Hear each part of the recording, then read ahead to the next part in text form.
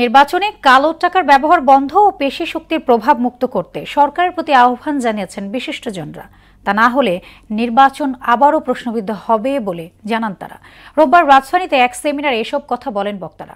আর সুষ্ঠু নির্বাচনের মাধ্যমে গণতন্ত্রে উত্তরণের কথা বলেন নির্বাচন ব্যবস্থা সংস্কার কমিশনের প্রধান বদিউল আলম মজুমদার। নাহিদ সিরাজের নিমির প্রতিবেদন। গণতন্ত্র ও সুশাসন প্রতিষ্ঠার লক্ষ্যে নির্বাচনে পর্যবেক্ষকের ভূমিকা রাখতে আত্মপ্রকাশ করল ভয়েস নেটওয়ার্ক। রোববার এ উপলক্ষে সেরডাপ মিলনায়তনে ত্রয়োদশ জাতীয় সংসদ নির্বাচনের সম্ভাবনা ও চ্যালেঞ্জ নিয়ে সেমিনারের আয়োজন করে সংস্থাটি।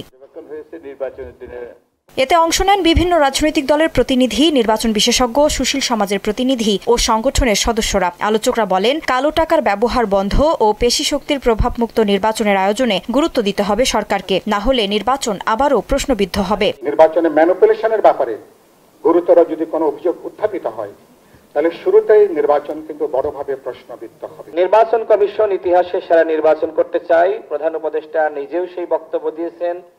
কিন্তু আপনি আরপিও সংশোধন করলেন ন্যূনতম রাজনৈতিক দলগুলোর সাথে আলোচনা ছাড়াই। নির্বাচন কমিশন গঠন হওয়ার পর থেকে তারা যে সমস্ত কার্যক্রমগুলো চালিয়েছেন সেগুলো এখনো জনপ্রত্যাশা পূরণ করতে পারেনি। ব্যবসা করে অনেক টাকা পয়সা আয় করেছি, এখন আমাকে এমপি হতে হবে। আমি উপমন্ত্রী বা প্রতিমন্ত্রী হয়েছে, আমাকে অমুক মন্ত্রণালয়ের দায়িত্ব নিতে হবে। এই জায়গা থেকে বের হওয়াটা কিন্তু অনেক বেশি জরুরি বলে আমি মনে করি। এ সময় নির্বাচন ব্যবস্থা সংস্কার কমিশনের প্রধান বদিউল আলম মজুমদার বলেন, সুষ্ঠু নির্বাচনের মাধ্যমে গণতন্ত্র উত্তরণ সম্ভব। আর কমিশনের সঙ্গে রাজনৈতিক দলগুলোর দূরত্ব কমিয়ে আনার পরামর্শ দেন নির্বাচন ব্যবস্থা সংস্কার কমিশনের সদস্য জেসমিন টুলি। গত দিনে মানুষের হাতে যে অবৈধ বা বৈধভাবে যে প্রচুর পরিমাণে টাকা আছে, এই টাকাটা এবার নির্বাচনে কিন্তু ব্যবহৃত হতে পারে।